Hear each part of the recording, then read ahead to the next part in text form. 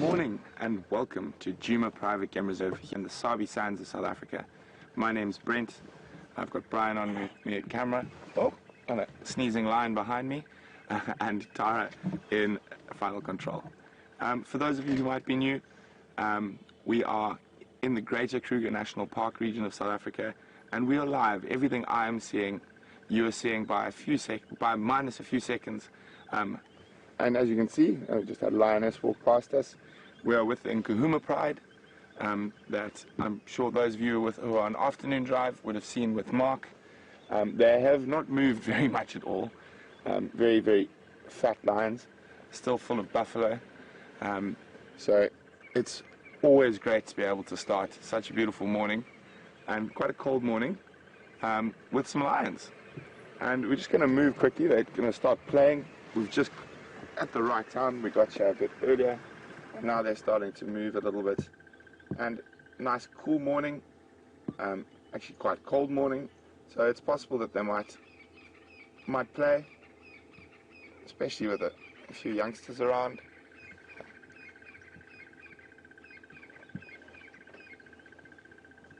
Stork in the water there, and that lioness is stalking the stork.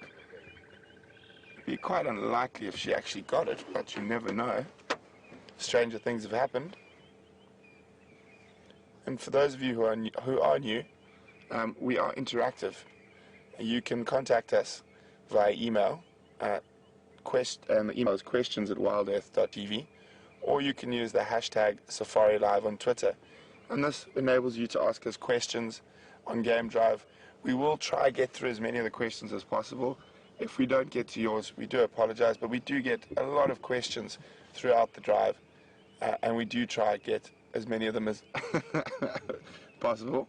Don't want to get cold, wet feet in this cold morning, but a little bit of slip in the mud there.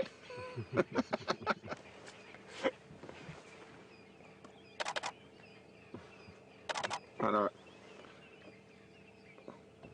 That definitely wasn't the most elegant and alive cat-like movement you've ever seen.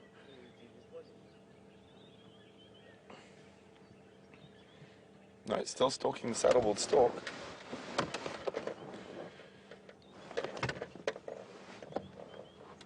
But the stork's much faster, much smarter, and saw the lion coming from a mile off and flown to the other side of the dam.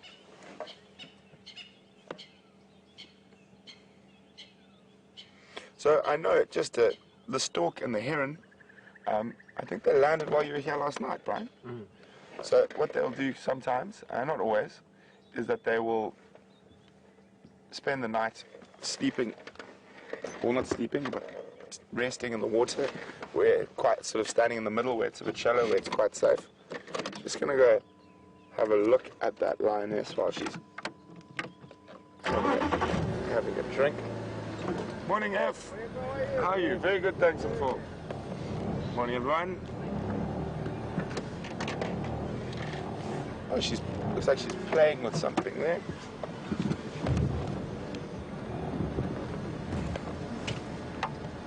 Stop watching my tires.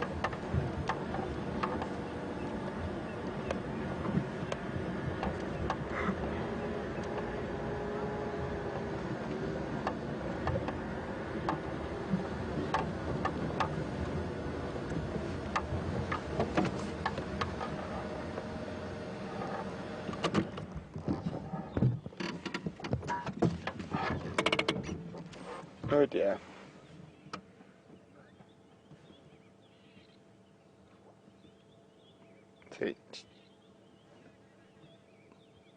Okay, I think there's going to be a bit of showmanship and gamemanship. There's another lioness moving there, but the way she's moving, she's stalking the other lioness. So it could be a bit of playing.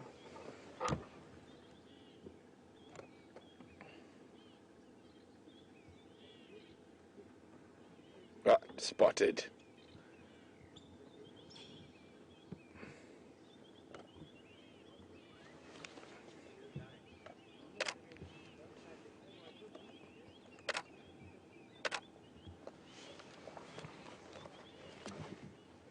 Coming to inspect, but the other lioness was up to. She was just playing with a stick.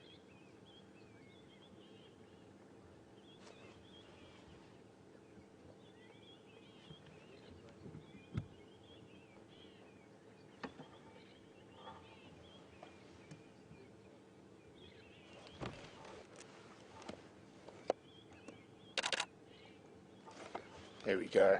The stalk is on. So the lioness we're looking at right now on the edge of the water is being stalked by another lioness from behind. You can see their bellies are still quite full.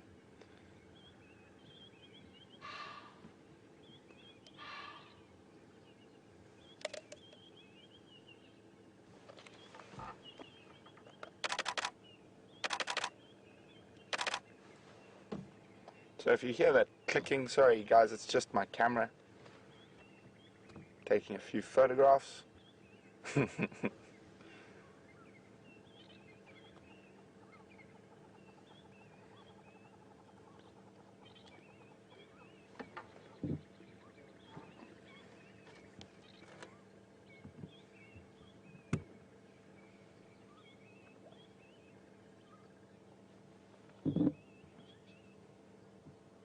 What an amazing way to start my day in the office. So we came out a bit early this morning, hoping that they would still be here, and went out a bit early. But I just stay on the lioness walking. There's another one lying in the grass. It might jump out at her. You can't see her. She's just behind that bush. I saw her go in there. Oh no, been spotted. There she comes.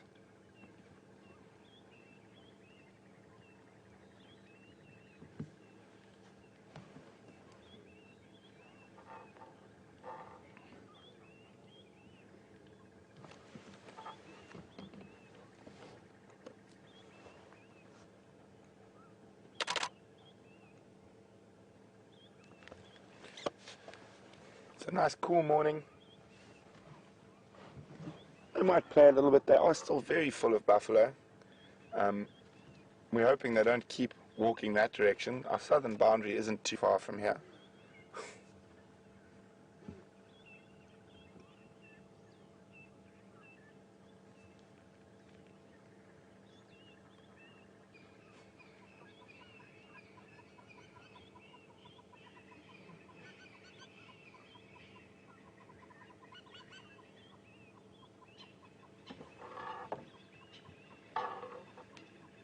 There's just 3 of the younger lionesses down here at the moment. And the rest of the pride is still very much fast asleep.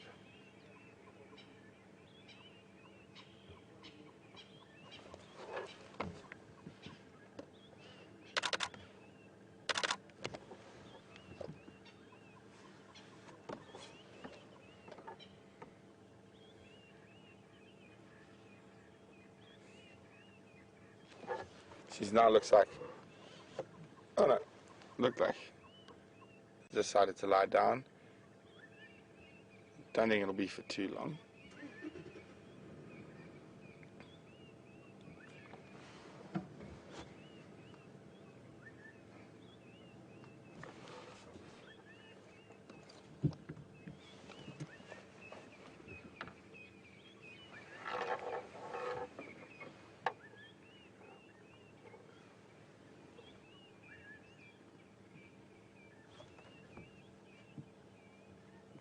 So have a look. It looks like there's going to be a bit of a game again there.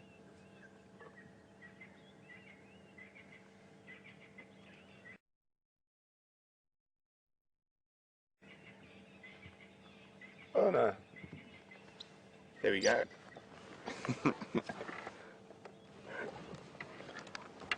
So all this playing and stuff, specifically when the animals are younger, is really important. It's practice hunting basically. You'll see how they paws come out to the side and try to trip each other, and that's all very good practice for when they are actually hunting, and also it helps affirm the social bonds and the pride. Lions, when they eat, can be very, very aggressive, and it's pretty much whoever you feed myself first, they'll literally fight, bite, scratch, claw, growl, snarl, at each other. So these downtimes when they're not eating is very important. Playing and a lot of social contact between them, touching, and that helps reaffirm the relationships in the pride.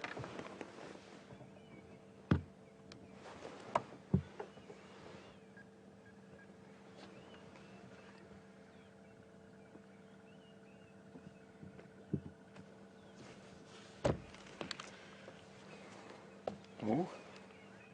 Uh-oh.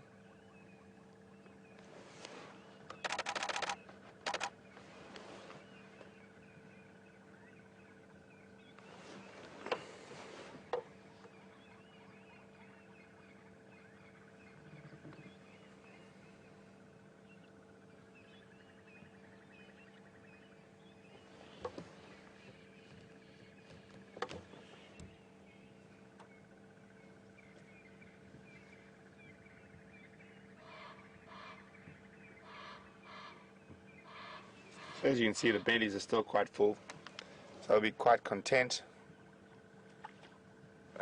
No pressure to make a kill.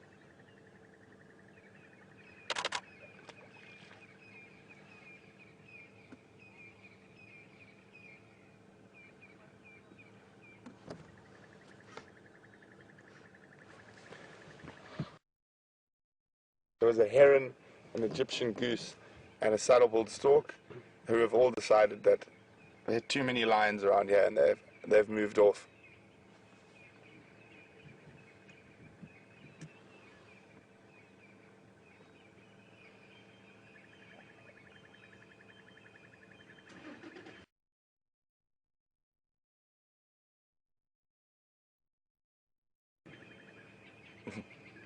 Having good fun with the roots that are going into the water.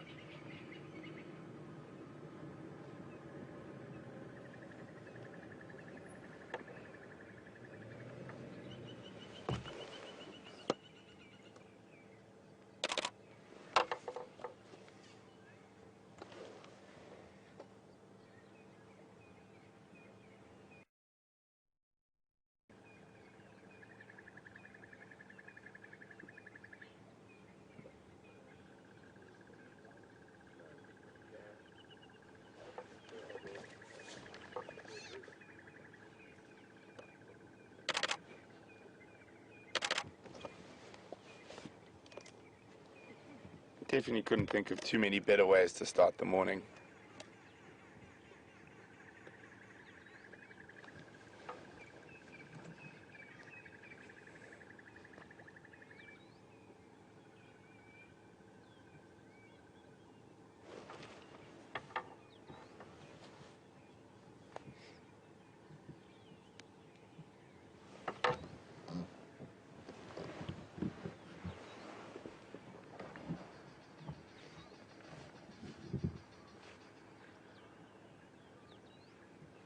We're incredibly privileged to be able to share our passion for the wildlife and the African bush with everyone, all of you, all over the world.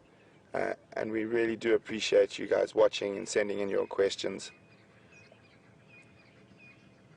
So, just an update for anyone who's just logged in. We're sitting with the Nkahuma Pride of Lions. I think Mark found them yesterday morning.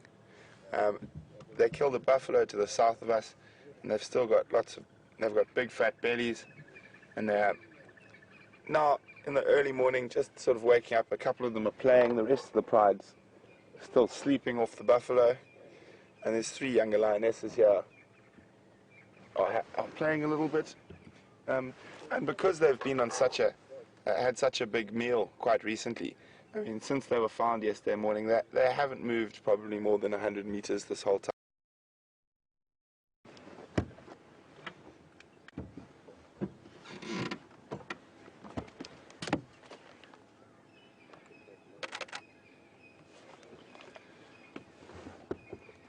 Good morning, Thelma in Michigan. Thelma, I haven't spent that much time with the Nkahuma Pride, so they were adults when I started here, but I'd say they were we've got the last litter someone out there can help me and have a look and find out. So, how old the second last litter of Nkahuma cubs are? Oh, isn't that wonderful? And you can send those answers to questions at WildEarthTV, or if you're on Twitter, just use the hashtag SafariLive.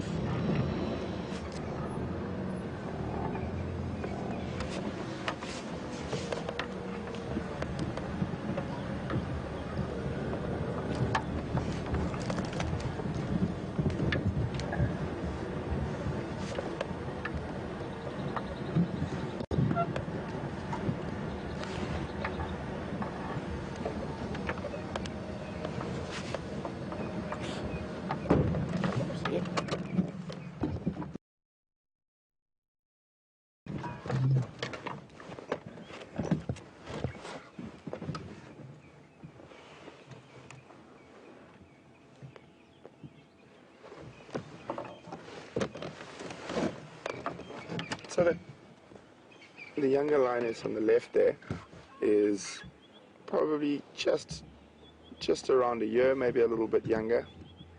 And the adult females, I'm not sure how old the oldest female in this pride is, but I'm guessing, just looking at them, probably between 6 and 8 years old. So if I had to wedge a guess, Thelma, on those lionesses we're looking at, I would say they're probably around, difficult, between 3 and 5, but I'm not 100% sure.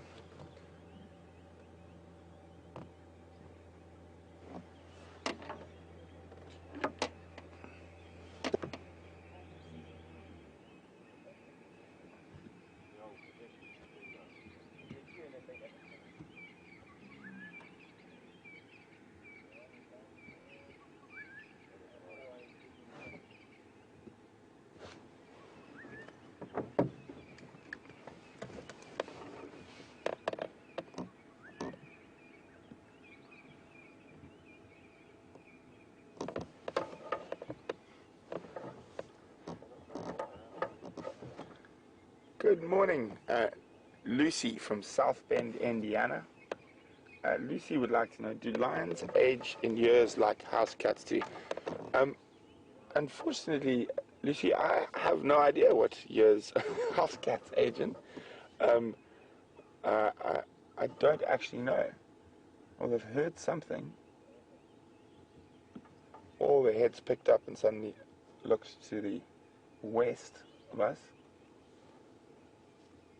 I can't see anything there. Maybe they just heard something in the block. There are a lot of other animals in this area, and this watering hole is frequented by buffalo and elephant. You see leopard here frequently as well.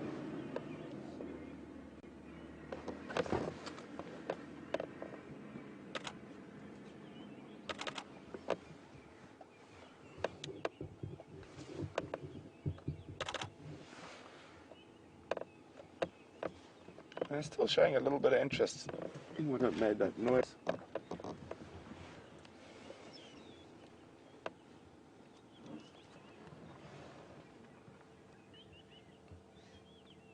Nice cool morning. The male's walking down.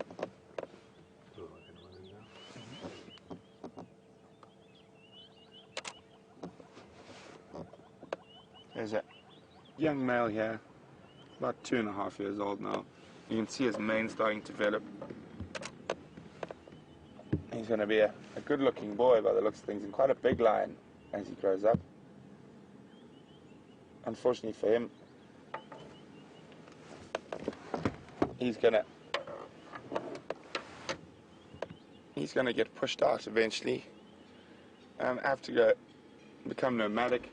And when male lions get pushed out in this part of the world, they quite often will join up with other young male lions that have been pushed out, and they do this to form coalitions. It's easier from a hunting point of view, and it's easier from a survival point of view. There's a group of you, it's much easier to fight and defend yourself than if there's a single lion. And also, when they get to the edge to take over, territories, it's much easier for a group of them to fight the dominant males than it would be for, say, a single lion.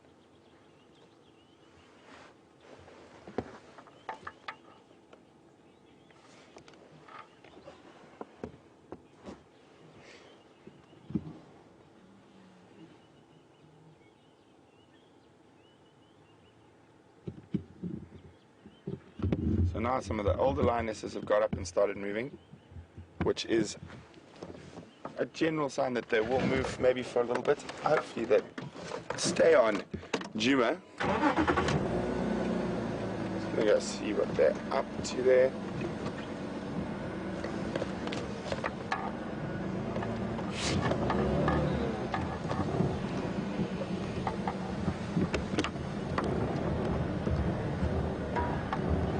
Oh, it looks like they might go down into the Mulwati drainage line.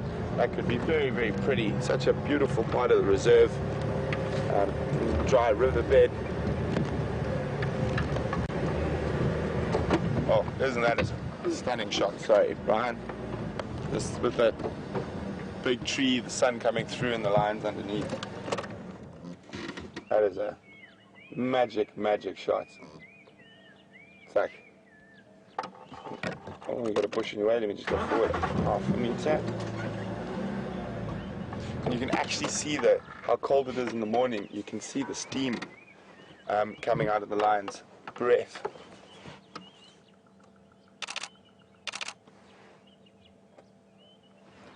Lions with silver linings.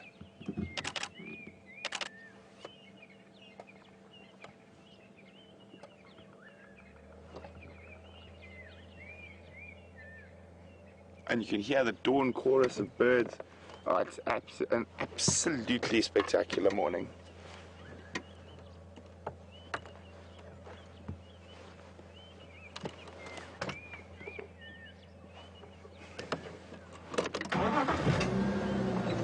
Let's go a bit closer and see what they're up to. I just couldn't resist it, sort of, with the big tree and the light and the backlighting. You can see the lion's breath.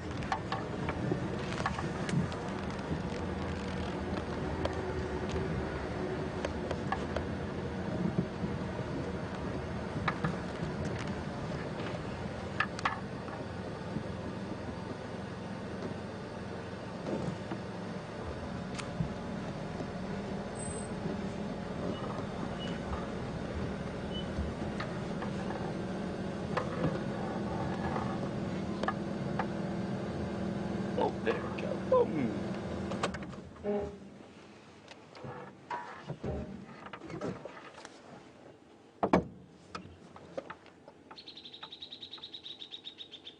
Oh, what a morning.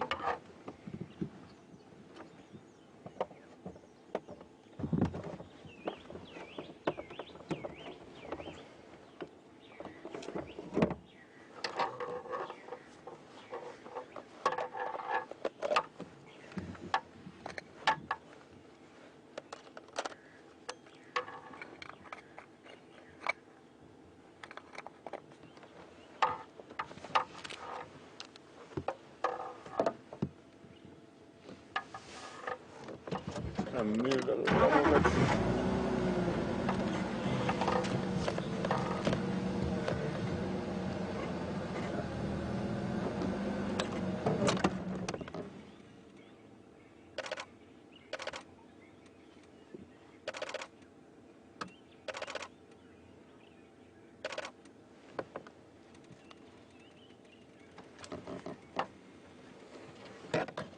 So, the majority of the pride have moved down to the riverbed. The young male, who you often find is always sort of just lagging behind a little bit.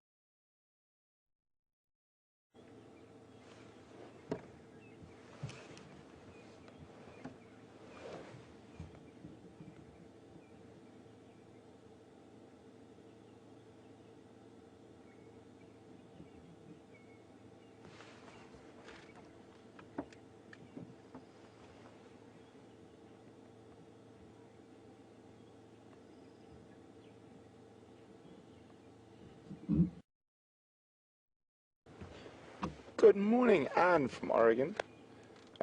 Anne would like to know what would happen if this pride met up with another pride. Would they fight? Would they try avoid each other? And it's a very interesting question. It completely depends on the scenario. So quite often what happens when prides big is that they split into splinter groups because it's oh, just hang on, just watch them playing for a second. And here comes the boy as well. So what they do is they'll split if they get very big. They'll split, so feeding 25 lions takes a lot more than just a buffalo every now and then, so they have to hunt constantly. So quite often when the prides get very big, depending on the area, they'll split into smaller prides. So if they come across one of those splinter groups, they're generally quite amicable, and this pride and the Torchwood pride were actually seen feeding a giraffe carcass on a giraffe carcass together to the north of us. We thought they were completely separate prides, but the fact that they did share the carcass and didn't really kill each other, 100% happy about seeing each other, but that means that they were probably, or the original members of the pride originally come from the same pride. But say, for example, if they came across a pride that they're not related to and was not a splinter group, gang up on the only boy in the group at the moment. They would very much fight if they thought they could win. If they were a smaller pride, quite often they would try avoid and run. So it all just depends on the circumstances that happen at that very time. So they're heading due east, which is much better than them heading due south, because they are staying within our grasp and staying on Djuma at the moment. And we're definitely going to keep following them while they're moving.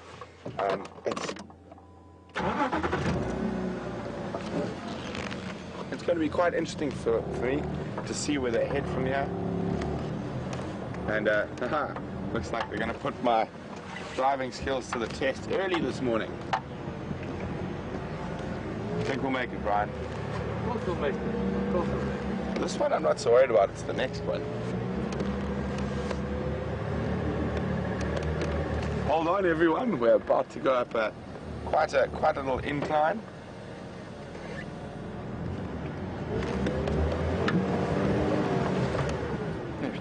Easy peasy. So the area they're moving into is quite a big block with no roads. When we say a block, it refers to sort of a section of the bush between the roads. Oof, smelly lions. Just gonna have to concentrate here for a second while I try to find a way up this steep bank. You're a bit higher than me. Can you see if there's how bad it is on the other side of that? Looks pretty okay. Okay, cool. Pretty flat.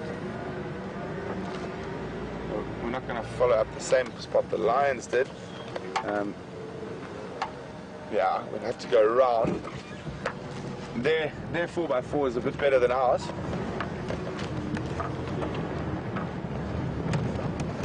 Oh, there we go. Look like they've flopped down, or they're still on the move. Bear with us for a moment or two while we try maneuver our way into the best spot for a view. Oh, that's quite thick up here. This area where the lions are actually moving into is my favorite area to walk on this reserve. It's really stunning. There's a lot of little drainage lines and some beautiful trees. But unfortunately, it does make it quite a difficult area to drive. But I'm sure we'll manage. Oh, there they are. Oh, now they're heading north, which is even better. They're heading deeper into Djuma.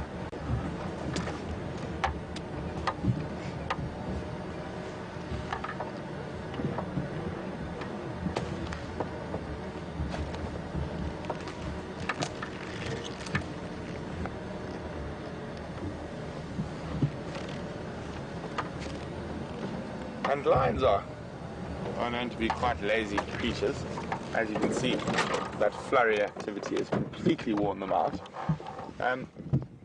Although the one lioness is still up. Let's see what happens. I think there's a strong possibility that was the movement for the morning. They're going to go back to sleeping off the buffalo.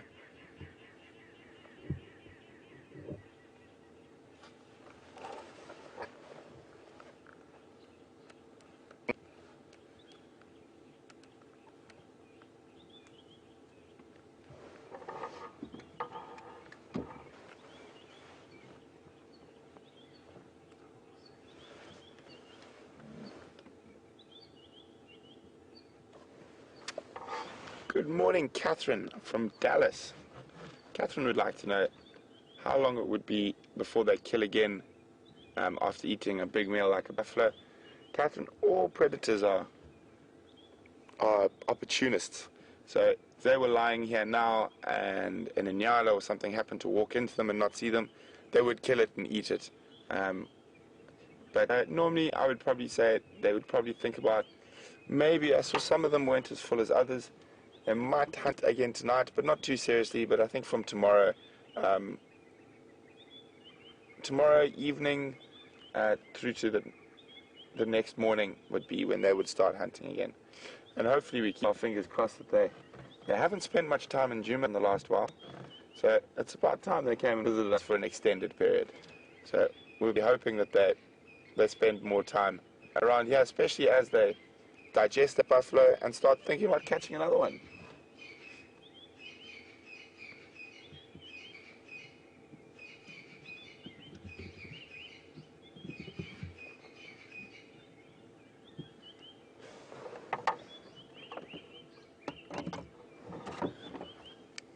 The stations are in Ngala, across the Morwati, and are now lying up on the eastern bank of the Morwati, probably 100 meters to the north of where the access road goes into the Morwati.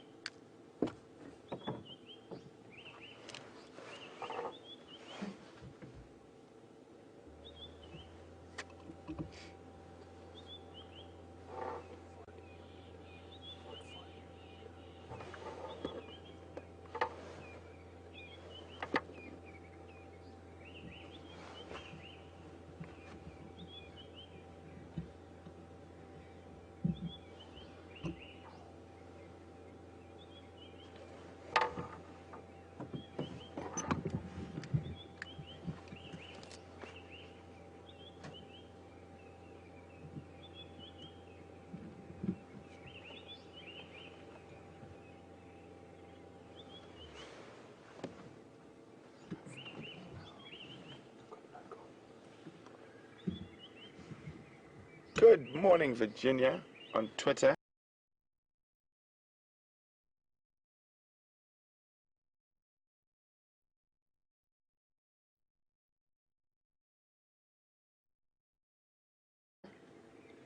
Virginia would like to know, we see that the lions play often with their sort of attack and grabbing the hind legs. She'd like to know, is this how lions generally take down prey? It is, Virginia, they would, on the smaller prey, they would sort of trip them, grab their back legs, and that's the way they would try to catch them. But with bigger prey, sometimes they would also go from behind, but they would try to anchor themselves on the back of something like a buffalo.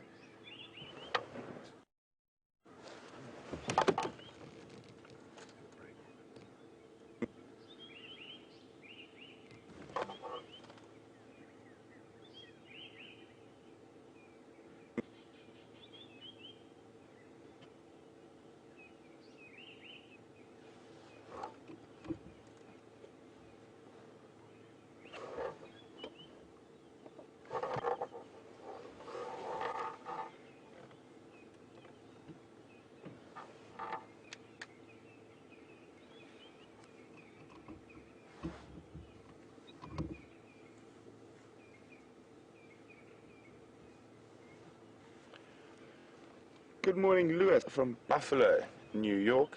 Lewis would like to know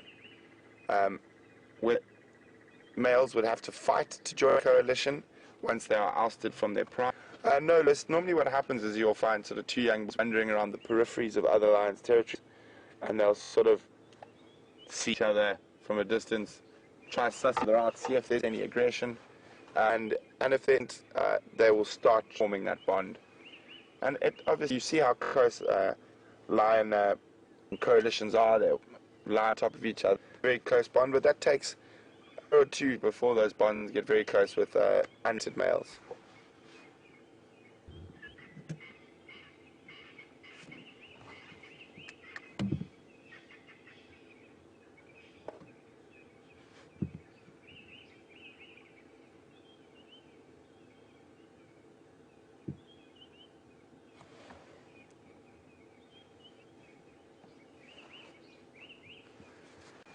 Good morning, Vicky in Texas. Vicky would like to know what happens to a lion when it's injured, ill, or in more particular, if it doesn't have claws, will the other lions share the kills with them? I'm afraid not, Vicky. They wouldn't treat it any differently. They would still behave the same. They would eat as much as they could, and that lion would probably have to live off scraps. And as they get older, when they just can't keep up with the pride, they just get left behind, and eventually they are killed by hyenas or other lions. Good morning. Just in Kahumas, on the eastern bank of the Marawathi, 100 meters north of Twin Dams, and then I think Mlisikaya was active.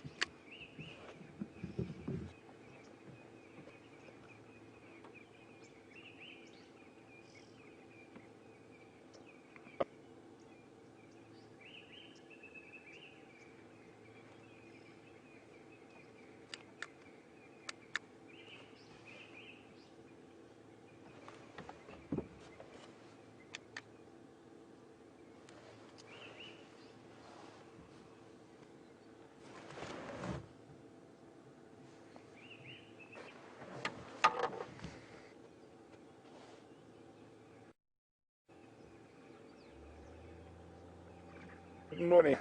Donna from Missouri. I would like to know whether the cooler temperatures will affect the lions' eating habits. Will they eat more or less during the cool times?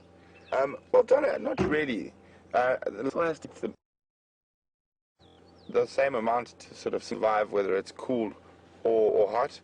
The thing is, in the cooler months, they are active longer, so there's sort of more scope to kills.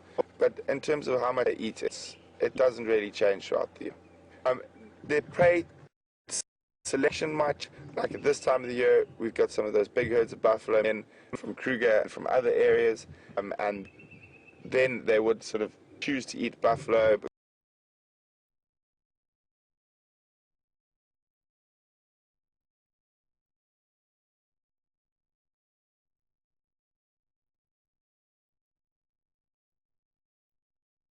There are a lot of buffalo around, rather than maybe in the summer months there's not so many buffalo herds around. They might eat more kudu, for example, but it all depends on prey availability. But the amount they eat it doesn't really change.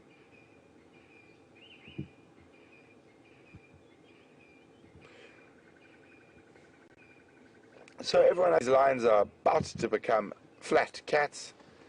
So we can stay here for a bit longer, or we can move on and see what else we can find. Why don't you guys let me know via Twitter or email. If you want to email, the email is questions@wildearth.tv. On Twitter, just use the hashtag SafariLive. To quote The Clash, should we stay or should we go?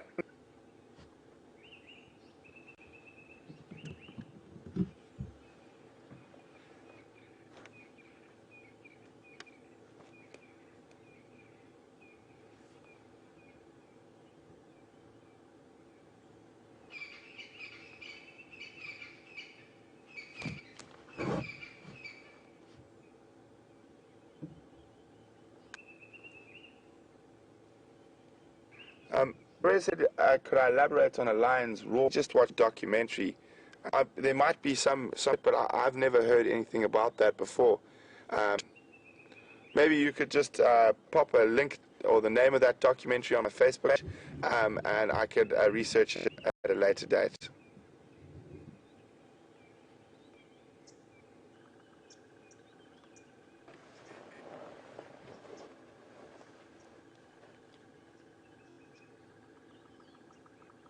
Let's see what else we can find.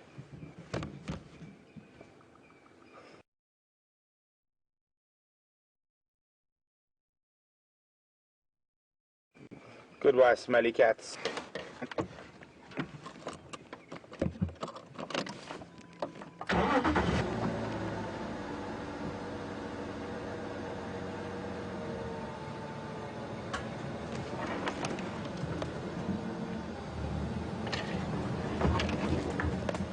I don't think they're going to move too far from where they are now.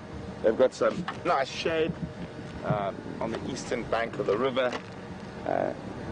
I think they're going to be pretty settled in this area for most of the day. They might possibly move back towards the water this afternoon as it gets a bit cooler this evening. That is the closest water to them. There are some pans in this big block here, but I think that the Twin Dams are still the closest water for them. It's warming up quite nicely now.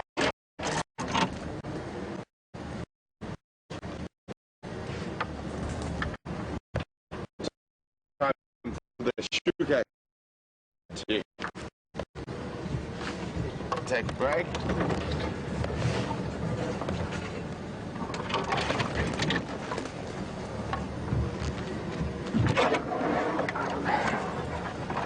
Also time to lose the mitts.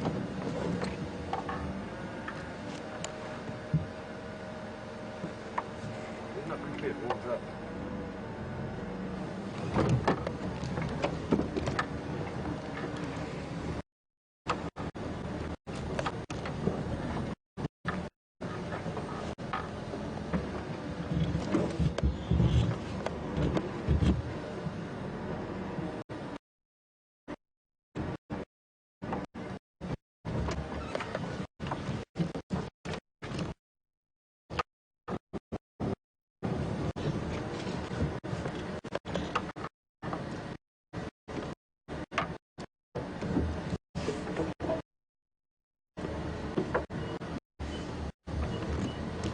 Watch.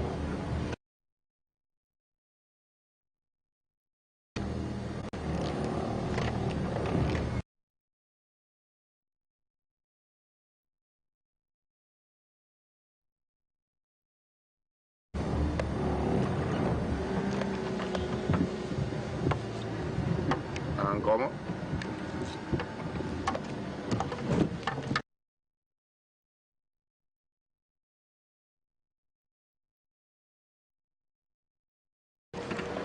Copy, thanks. Yeah, I might be. I'm still quite far. I'm down at Twin Dams. I'm just leaving those in Ghana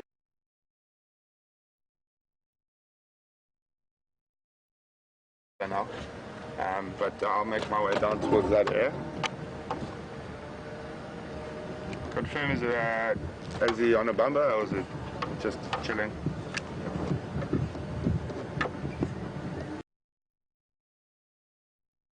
Morning. And we're going to go see what else we can find.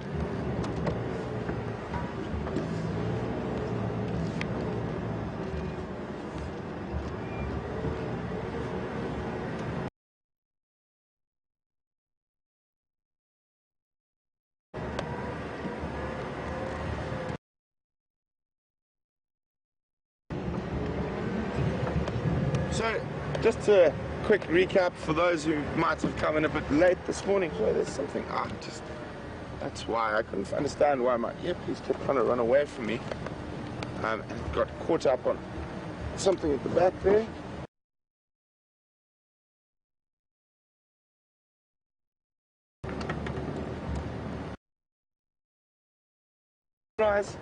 With the Nkahuma Pride, which was always a wonderful way to start the morning. We had some nice interaction between some of the younger lionesses playing, and they moved down through the Moati drainage, and now having gone back to sleep, being lazy lions on the eastern bank of the Moati. And now we're going to continue on to see what else we can find. I heard now on the radio there's tracks of I heard of elephants heading north from our southern boundary. So I'm going to loop ahead, see if we can find them, and then just see what else, if we find any tracks.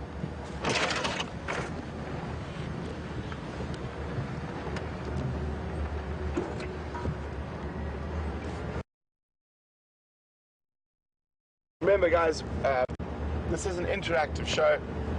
You can send your questions through via email to questions@wildearth.tv, or if you're on Twitter, you can just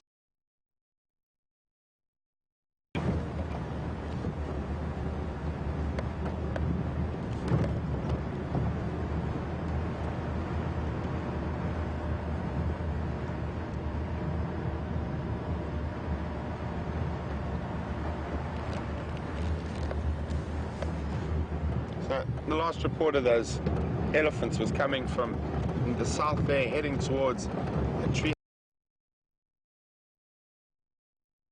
Treehouse Dam. See if we can find any tracks of them crossing.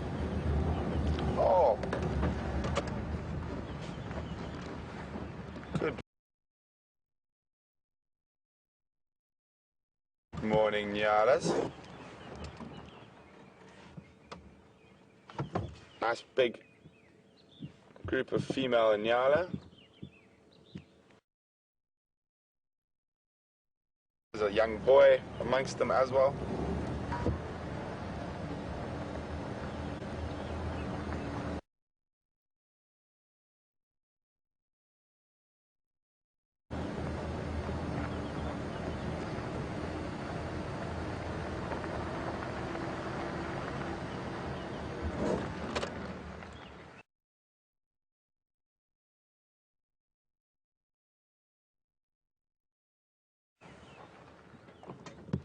You can see the young boy at the back there.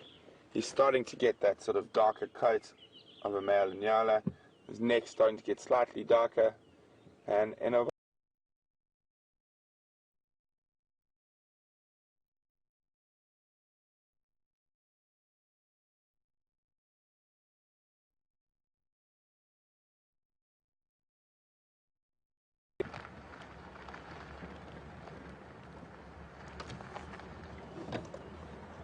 so, Inyala like to frequent the edges of these small drainage lines, being browsers. They are more interested in having lots of little bushes to eat than lots of grass. So they like to live in these thickets along the edges of the drainage lines. There's quite a lot of food for them. That's why they prefer these areas.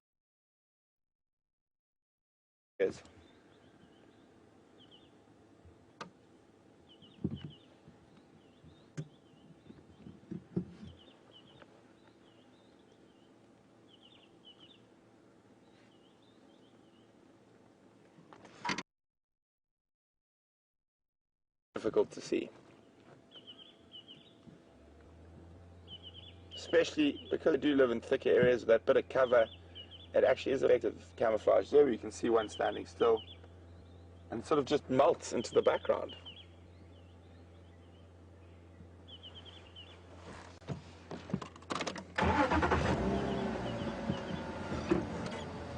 Have a good morning, girls. And a little boy.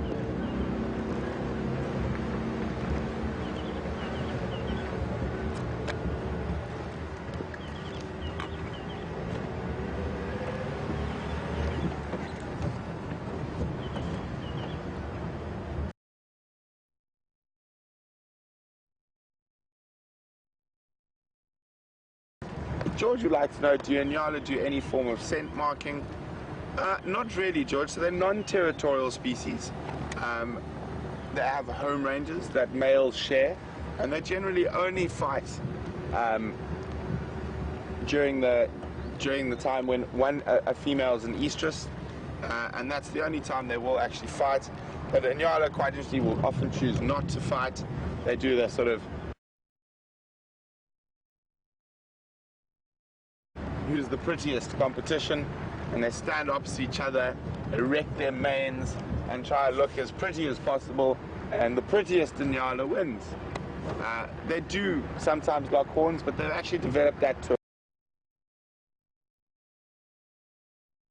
say, for example, like wildebeest. So I've never seen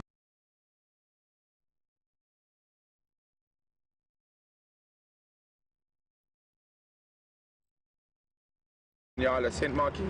I have seen them rubbing their pre-orbital glands on trees and that could be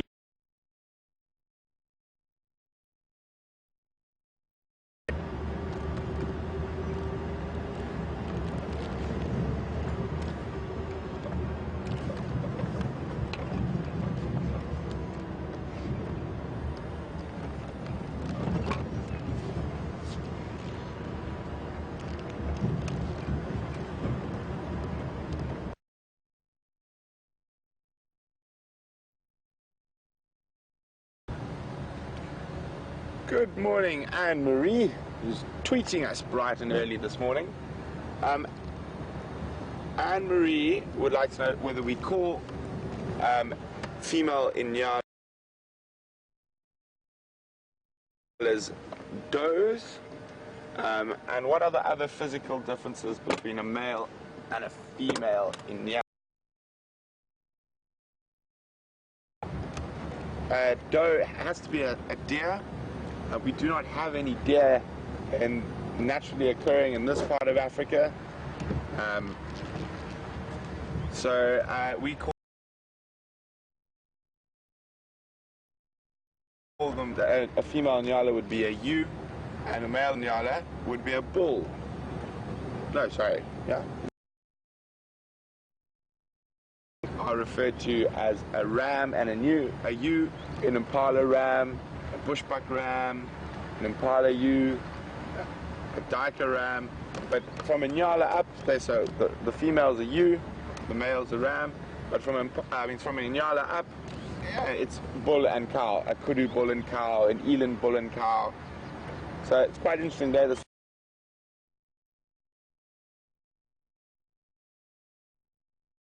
Elephant tracks, they were supposed to be coming in this direction.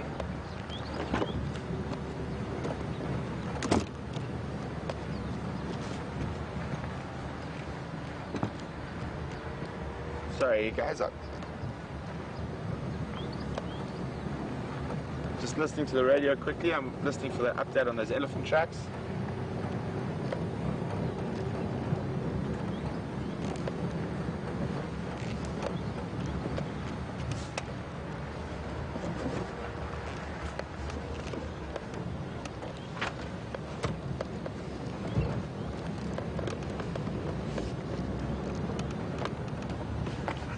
Okay, just a quick to show you the main differences between an Inyala male and female. Got a picture of an Inyala male here. Apart from the horns, you can see he's got a dark chocolate brown body, a very, very prominent white mane. Hopefully, I will keep my lookout. If we see a male Inyala, we'll have a better look. But here's just a quick look, and obviously physically quite a lot bigger than the females, and the color is completely different. Right. Let's carry on. We're going to carry on looking for these elephant tracks. I know Cedric from Arethusa is also.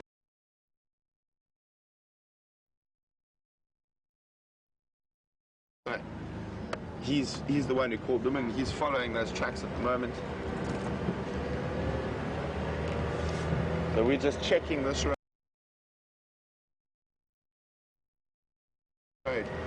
to make sure they haven't crossed. And that's the important thing about working together, so we can help each other find the animals faster.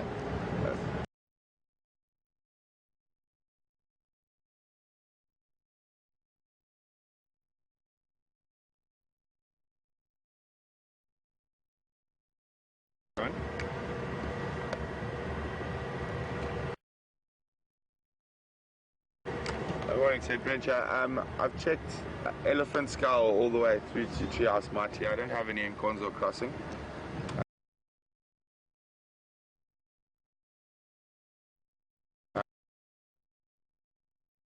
Get updated.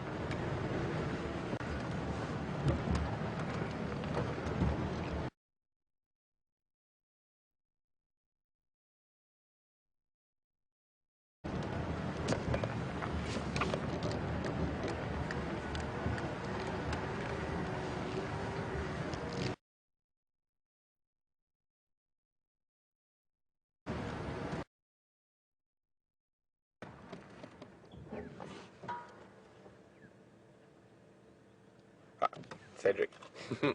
I heard a car. At least I wasn't going completely batty. So what I'm doing while I'm chatting on the radio there is Cedric's been following those elephant tracks all the way from the Arathusa boundary. I've been checking the other side to see if they've crossed out, and what we're doing is we're closing off the area that we have to check. We make it smaller, so it makes us a lot easier for us to find the animals. And then the Shangaan word I think I used, I'm not sure which one it was, Nkonzo maybe? Yeah, Nkonzo is the Shangaan word for tracks. We're referring to the footprints that are left by the animals.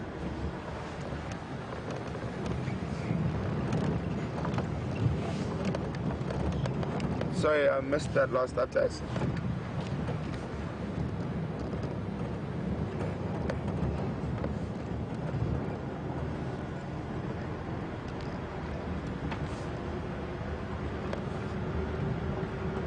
Copy, thanks.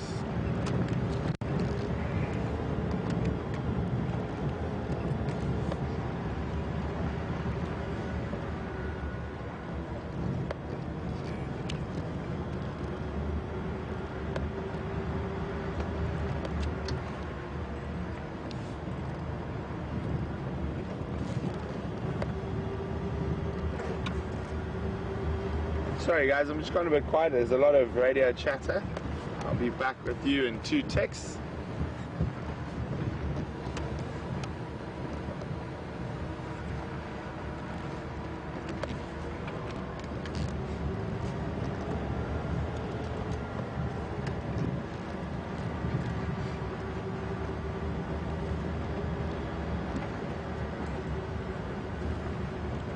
Good morning, Jeffrey from Texas. Jeffrey would like to know, are there any toxic plants that antelope eat that would be very harmful to us? Well, Jeffrey, yes. There's one in particular, but it's also harmful to them if they eat too much of it. It's called a tumbuti tree. Unfortunately, the area we're in at the moment, we're not going to find any. They like to grow around the drainage lines. And certain antelope species, well, specifically kudu, and some other non-antelope species, well, when they have a bad infestation of parasites like tapeworms, what they will do is, sorry, I just heard some funny noises from a bird. What they will do is eat those leaves. It took off.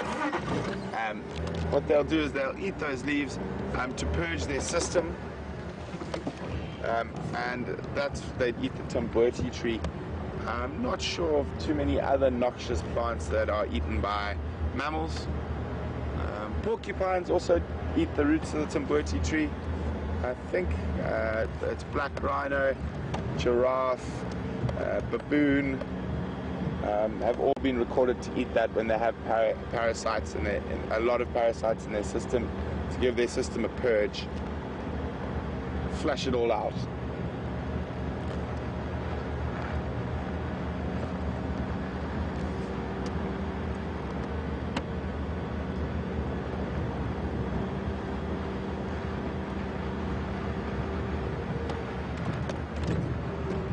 So we're still checking for these elephant tracks, make sure they haven't crossed out of this block, and then we're going to head back down around see if they might have changed direction while they were in between the roads.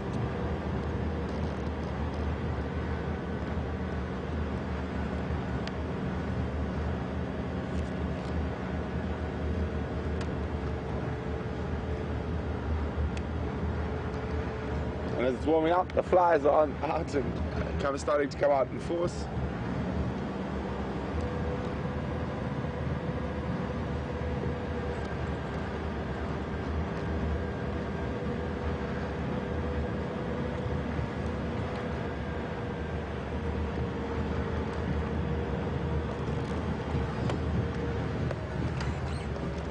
It is a wonderful, cool autumn morning. I think it could get quite warm today. Temperature at the moment is probably around 20 degrees Celsius. I think that's mid-60s in Fahrenheit. Very few clouds in the sky. Wonderful blue color in the sky. After the rain, so it settled a lot of the dust and smoke. Wonderful color in the sky this morning. And nice to have some sunshine, proper sunshine after a few sort of overcast days.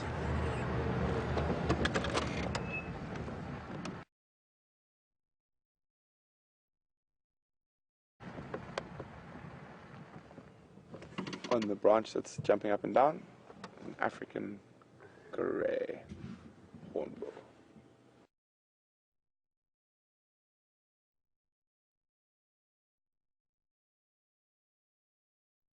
Grey hornbill.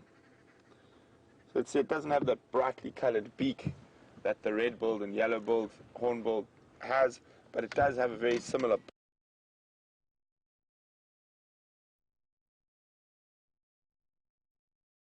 body shape and colouring, not colouring, so body shape and bill shape.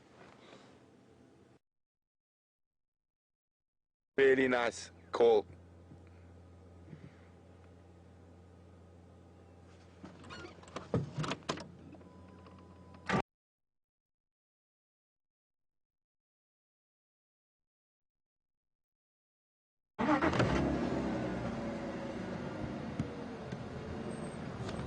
So guys, if you've just logged in, a quick update. We're blocks, as we call them, and a block is where there's no roads and it's just bush, and we're trying to see where the trucks have come out. And if they haven't come out, then we know they're still within that area between sort of four roads.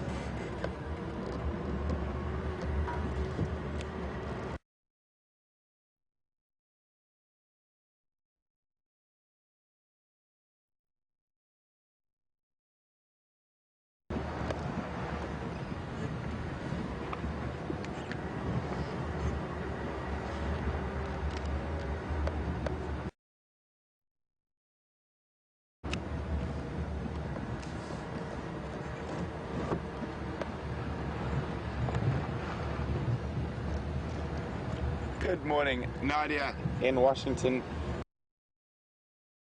Of Nadia, there isn't any, and she asked me to imitate them. I did try just now. It was a horrific attempt, and probably the second one's going to be even worse. Even better, you mean? You're warmed up now. No, I can't now. Now you're making me laugh. I can't get the pitch right, but I have an idea. Let's see. I think I might be able to imitate it perfectly. Just give me a second to draw myself towards myself, and I'm just warming up my vocal columns, vocal cords. Sorry. Try to get the other side of the light.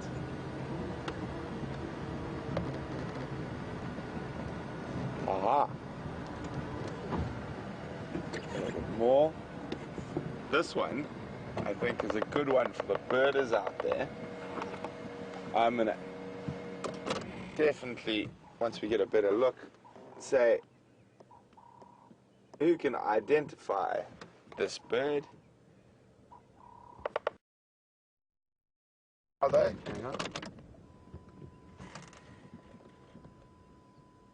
Who can identify that bird? You can send your answers to questions@wildearth.tv, or if you're on Twitter, just use the hashtag Safari Live.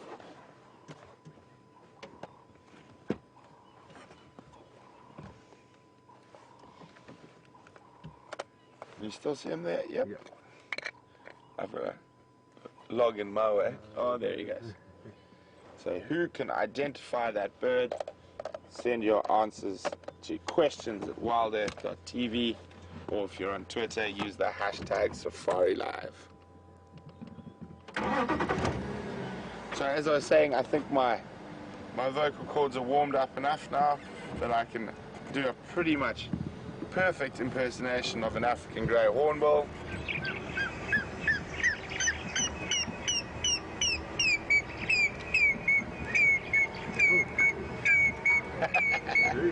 Very professional, huh? So there we go, that's the African grey hornbill. That high-pitched piping sound. It is a really nice call that we do hear quite often here.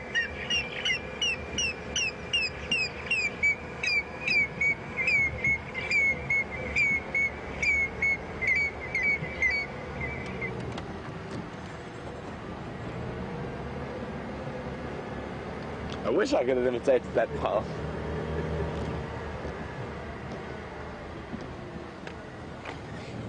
Negative. I left them lying up on the eastern bank of the Mulwati. If you, from that big Jackalberry, the access road into the Mulwati, if you go down there and then straight across and follow my tracks, you'll see where I left them lying up.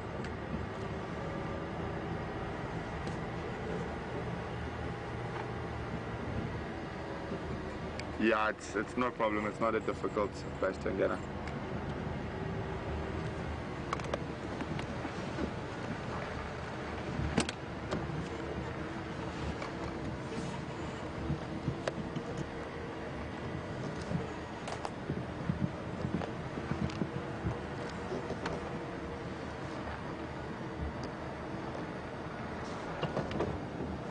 Just checking the tracks here.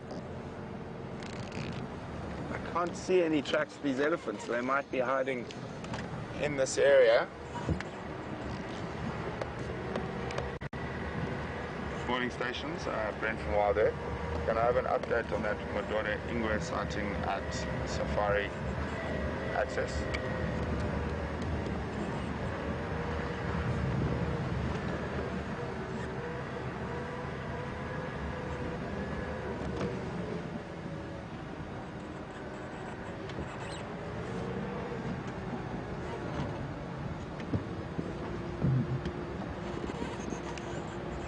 Copy, thanks very much. Confirm that Madore has been lost.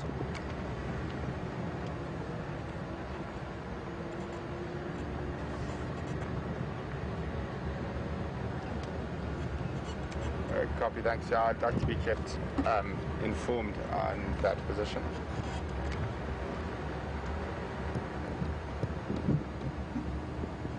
Standing by.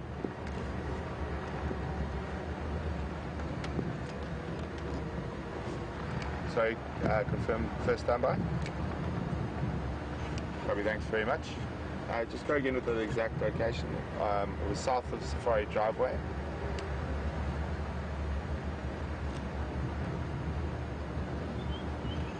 Copy, thanks very much.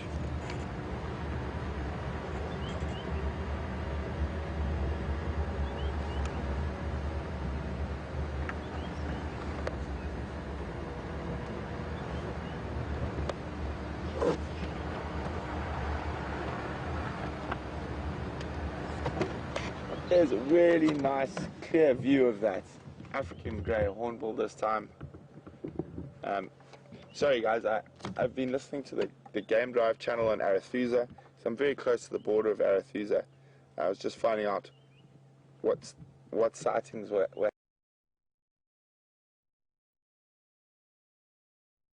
happening there.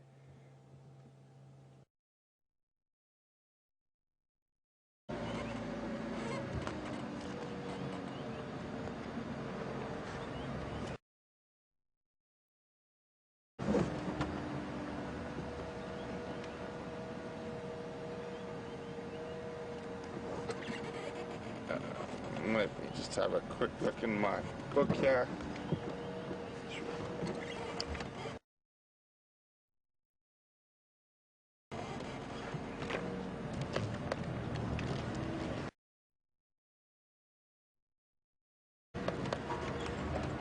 Sorry guys, there's a lot of radio chat, so just give me a minute or two and I'll be back with you.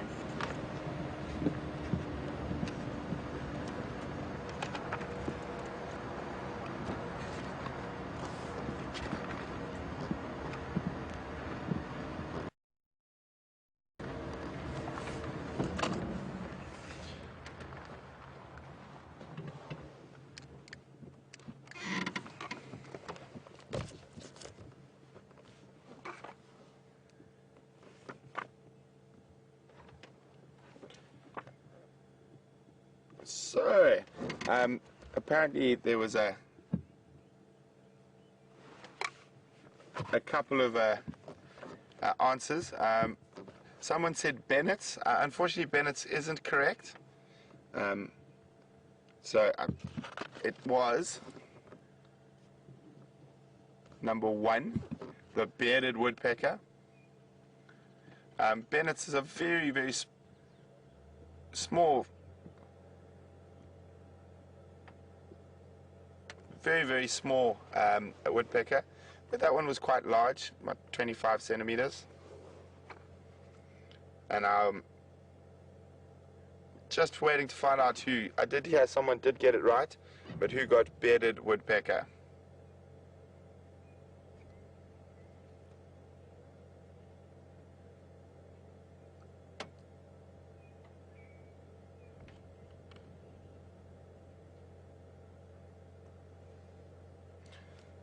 There we go. The first person to answer correctly was Judy from California. Well done, Judy. So, there's been no update on the elephants and where they've come. They haven't come out of that block. I've got a sneaky suspicion that as it gets a bit warmer later on drive, we should definitely go back and have a look around the water at Twin Dams and at Treehouse. But I just heard over the radio in Arethusa that there's a leopard sighting, and it's a leopard I haven't seen before. So I'm always excited to go see leopards that I haven't seen before. So I think from now on we're on the standby for that position. We're going to make our way towards that leopard sighting slowly, and then on our way back afterwards we'll go check for those elephants again. But I'm not going to give away which leopard it is just yet, but it is exciting as always for me to see new leopards. And well, I've seen, if I see another new leopard, it'll be 3 in the last week or so, different leopards that I haven't seen before. So I'm very excited. I just got to need my Arethusa map quickly to figure out exactly where it is.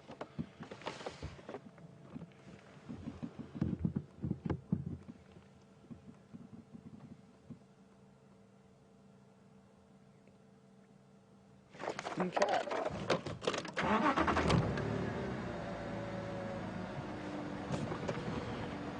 So I'm going to cross into Arethusa.